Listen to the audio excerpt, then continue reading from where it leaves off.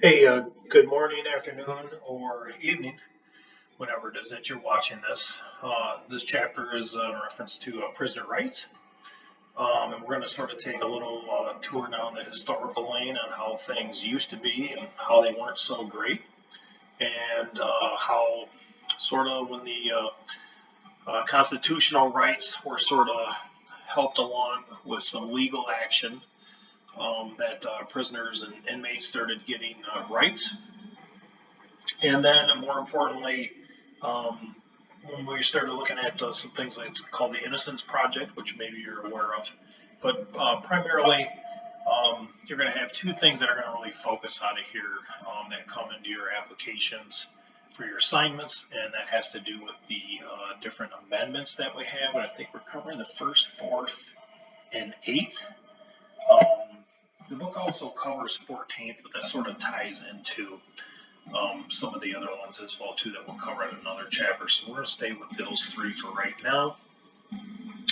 And then also we're going to again, as I talked about with the Innocence Project, where you're going to have to do some research on that, so you can learn on how important it is wherever you are in the criminal justice system to ensure that your people that are in front of you, whether it be suspects or inmates or prisoners, that their rights are being upheld. So we'll be continuing on here very shortly.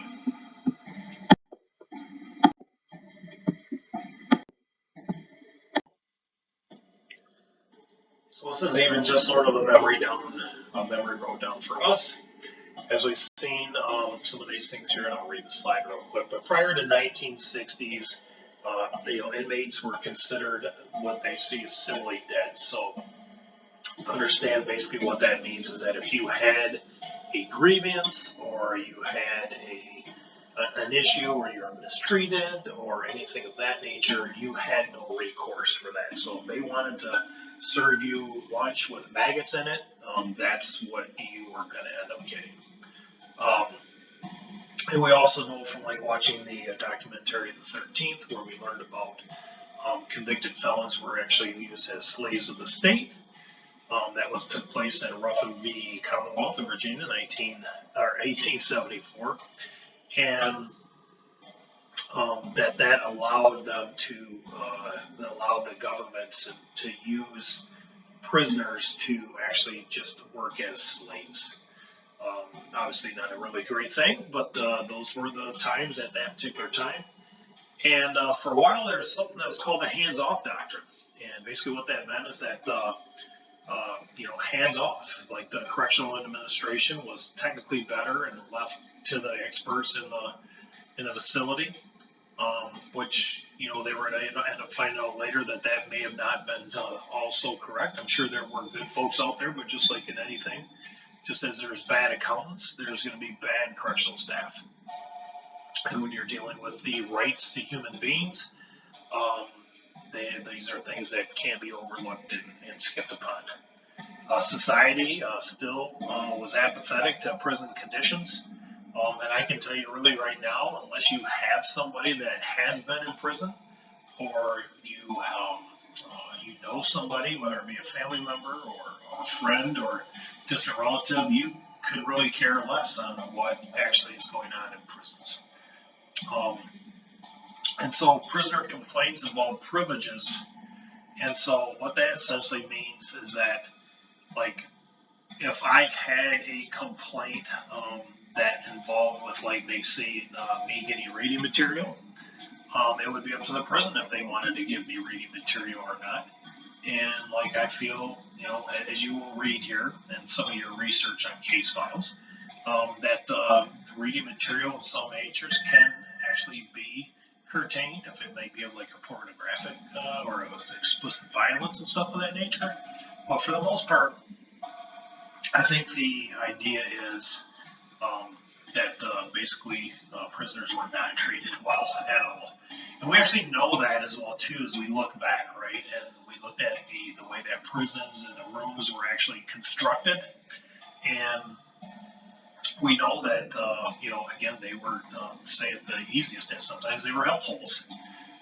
So this is sort of the beginning of how the prisoners' rights were started, because they were not treated fairly. Yeah, okay, so next slide has to do with developing prisoners' rights. You can see in the 60s, obviously we're headed into an era where there's people are becoming woke, right, during this time. And the Federal Civil Rights Act of 1871, which is increasingly being employed between 66 and 1980, there were considerable amount of victories for prisoner rights that were recorded. And the reason why I bring this in there is that you're going to see this section. It's 42 U.S.C. 1983. And that basically is a claim under what's called a section of 1983. And that's where there's two critical points to this. And this is where a civil lawsuit can be brought against a governmental employee that's acting within the color of law. So essentially what you end up having a person that is working for the state, working for the government, working for the county, wherever it may be, and this person violates another person's rights, their constitutional rights or privileges or immunities. So I'll give you a quick example of that, is that let's say that said person is working in the county jail, and they have a right to make sure that the inmate that's in there has a situation where they have the right to, they have the right to ensure that they're being kept healthy. Let's just say that they have a right to be kept healthy. So if they develop a cough or they're not feeling well or something of nature, right now in COVID, and me as the jailer who's making his rounds just say, you know what, I think you're a bag of crap, and I'm not interested in taking care of you. Well, that person ends up developing bronchitis, developing pneumonia, and ends up dying. That person does still have a right to make sure that when they're in the custody of the government, to make sure that they are being sought after. So there's a couple different things which we won't talk about right now because we're not covering civil law. But there's a couple things out there that essentially the government a government agent has to make sure that their rights are being protected. That has even a constitutional right. We're going to talk about this with cruel and unusual punishment here shortly. But essentially, these are all constitutional rights. Okay. The Prison Litigation Reform Act. What happens is that they put a formal limit on inmate rights. What ends up happening is that they are now in 1996, so you're talking 1980 to 1996, there is a large amount of civil lawsuits that are being filed under this. And they're just suing the heck out of everyone and making grievances and so forth, which I'm sure some of them are being are just, right? And then some of them are so that they can just tie up the system. And that's what was taking place. So specifically what ended up happening is they had this Prison Litigation Reform Act, and that ended up putting the formal limits on inmate rights. I just want to refresh my memory on that, but yeah, that did come in with President Clinton. And basically what it is that it only allows certain inmates to basically use the USC 1983. It has to do with obviously their constitutional rights, but not only that is that it also has to do, they can only do so many. So there's a limit on how many they can bring at one time, not over the course of a lifetime, but how many at a time. So you can't file like 50 of them. It would have to be, I'm not sure what the number is, but it would be, I would assume it'd only be 2 to 3 per inmate or prisoner. So just want to make sure I got that clear before we moved on. Yeah, so the impact of the prisoner rights movement. Some of the worst conditions of the prisons have been corrected, and inmates have made gains in several areas. They have to do with food, smoking, sanitary conditions, prisoner treatment. Think about that. There is definitely, if you were to look at it, you're going to find out, as I said before, we're having a problem before is like serving food that had flies or maggots in them. expired food, smoking as well too, where smoking was prohibited. Um, and I am not aware as of right now of how many jails are out there that that do have smoking. I don't know of any off the top of my head, and I don't know any in prison as well too. But sanitary conditions, obviously, if you're working through a backed up toilet, and you are still staying in that room, that's something that you should not have to continue with. They should be able to find you a new cell. But anyways, I just want to say, we're talking about sanitary conditions, and this PowerPoint was made prior to COVID. And that's what you're seeing right now, is that there is a large amount of inmates that are contracting COVID. Obviously not a good situation, but it's primarily because they are asking to be released, and the courts are obviously still keeping them in. So you are starting to see some more early releases, and specifically not putting people inside jails to begin with. You're going to see more alternative correction side of it, and the prisoner treatment side of it as well too. You started looking a little bit more on the rehabilitative efforts in the last chapter, rather than those that are just thrown by the key.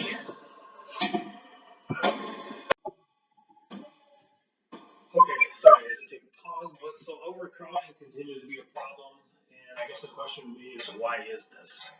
Um, so I'm just going to pause for a minute while you actually think about it. So why would overcrowding continue to be a problem? And that would be basically because overcrowding, people are just interested in sending people to prison or jail. So we have those type of issues of crime continuously being committed and no place for folks to go. And so they just send them to a correction center. And we did talk about PLRA in the last slide as well too. But basically, what has happened is that they've limited the amount of violations that a person can actually make of their constitutional rights, which doesn't seem very fair. But at the same time, there's situations where people are over abusing these areas just to cause a jam, a bottleneck jam.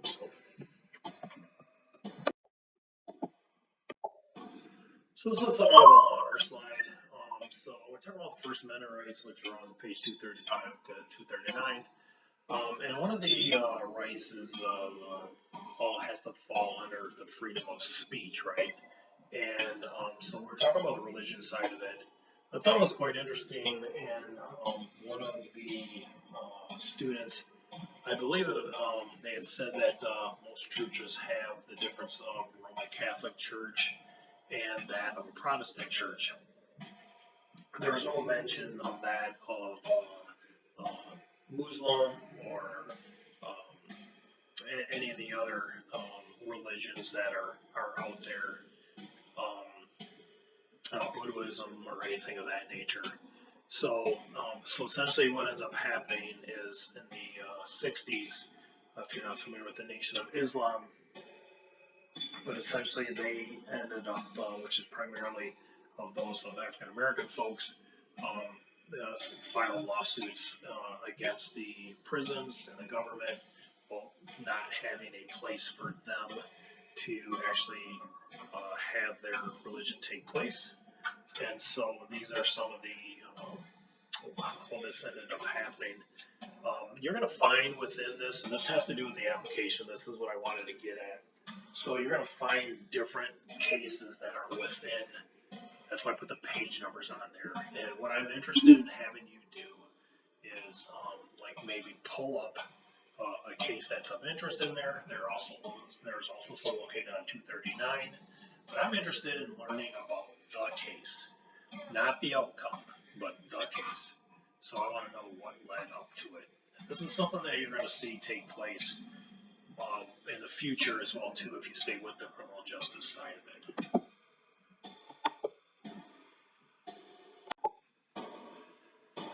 So there's other stuff about censorship of personal correspondence. As we talked a little bit earlier, this really had there was more of a what's called a safety side to it, and so they wanted to make sure that the prisoners were not allowing to have correspondence with the outside in regards to escape, so we're bringing drugs in or stuff of that nature, or other contraband. So, like there was a big nail down with all of that happening. The courts have now allowed correspondence to take place. It is monitored, though, right? It is monitored to make sure that those things aren't taking place. I can tell you on personal knowledge because I've worked cases of those folks that are in prison. Like they have to be able to have a reason to look at your mail because there's thousands and thousands of inmates that are inside some of these prisons, and there might be 3 or 4 people that are assigned to doing a mail pull, is what it's called. So unless you're looking at somebody specifically, I mean, it can very much go untouched. So access to the courts, legal services, and materials. These are another part where before this was not so. But they have rights now to access those type of those courts and legal services. Freedoms of the press and of expression. So yeah, not that they don't have the right to talk to a specific news agency or anything of that nature. But what you can do is if you were gonna like do an interview with the press that come in and talk about rehabilitative efforts or stuff of that nature, like that can happen. It's the freedom of the press that come in the actual prison. And do they have the right to? The press can the prisons can also stop that from happening if they feel like it's a security type issue from the press coming in. And I think just more importantly to understand is that like we need to make sure that that is a good balance, and it's not anything that you as a entry level entry level inmate worker, jail person would allow to happen. I mean, obviously that would have to transfer up with higher degrees. At the same time, it is something to actually learn and talk about. So censorship of publications and manuscripts, if those are looked at again as safety issues, you might have stuff about like overthrowing or white area nation, gang-related stuff. That's not going to work out too well, so they don't they curb that type of thing. And then the right to assemble. And again, this really had another a look at this where they had inmates that were from different religions, were from different areas of the actual prison. And did they have the right to come and assemble and go with their to practice their religion together, even if they were on the other ends of the prison? And what they looked at is like some of those were security issues to bring somebody from like a D block side of it all the way to an N is a Nancy block side of it. And to try to bring those together, it would cause a potential security issue. So out of all these things here, the number one thing is security, and it's security not only for the people there, but security also for the workers that are there as well too.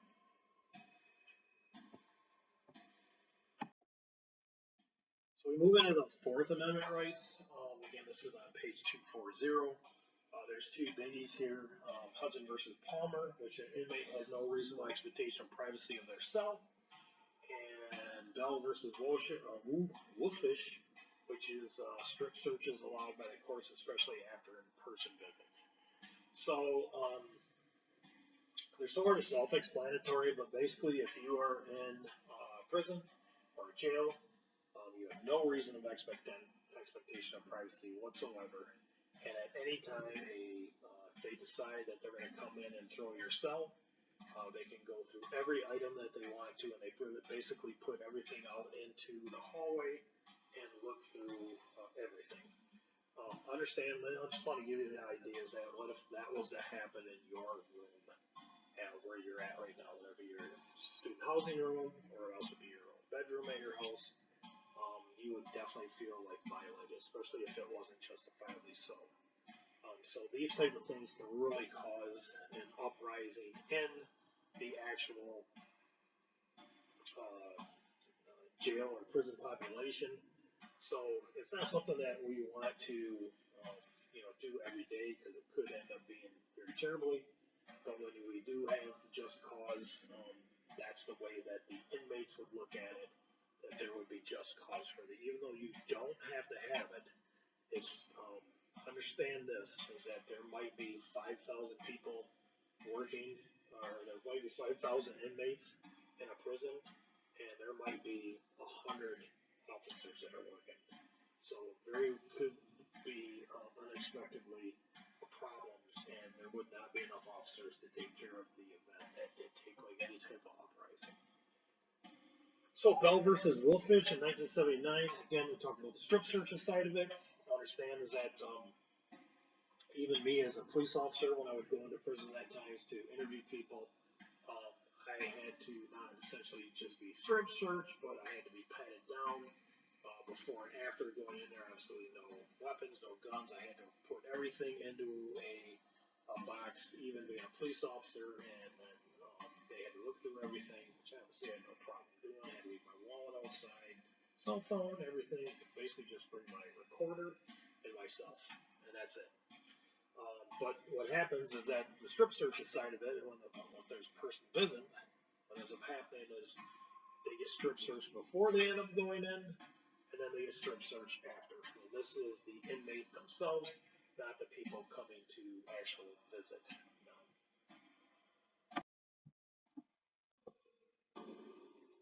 Yeah, so here are some of the other areas, what's called substantive rights of inmates. And you can see this is condensed some.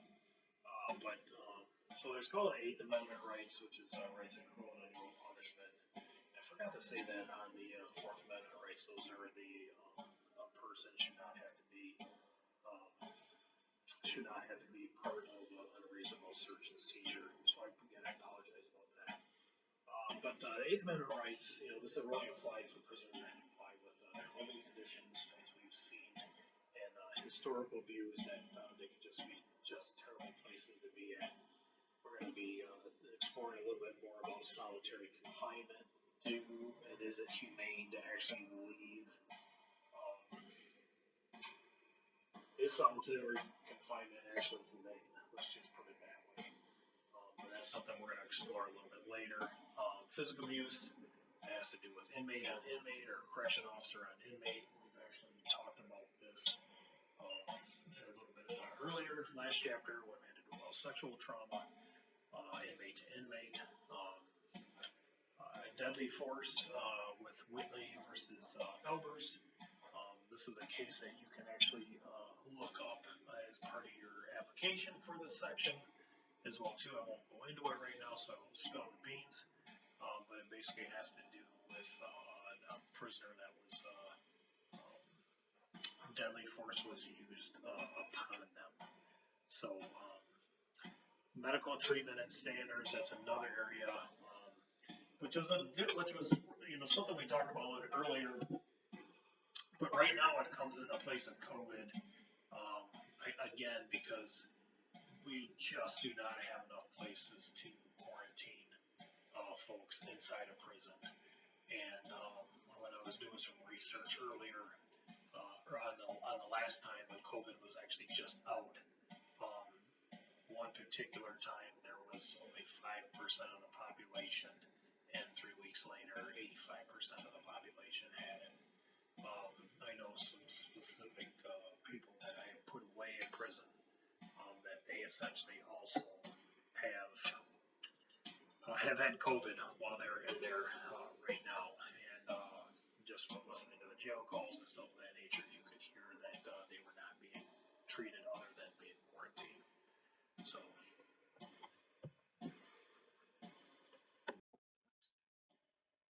the Eighth Amendment rights test, what is this?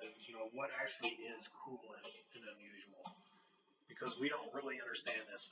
And when we get a little bit more into the criminal law or the criminal investigation section, that's actually in that class. That's when I actually start covering these a little bit more. But just to give you dip your toes in here. So what is the actual test to it? I wrote this out for you. But when is it cruel and unusual? When it degrades the dignity of human beings.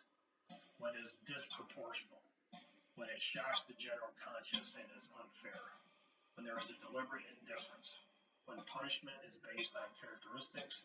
When there is a disregard for due process. So I'm going to just give you an example of how this would look.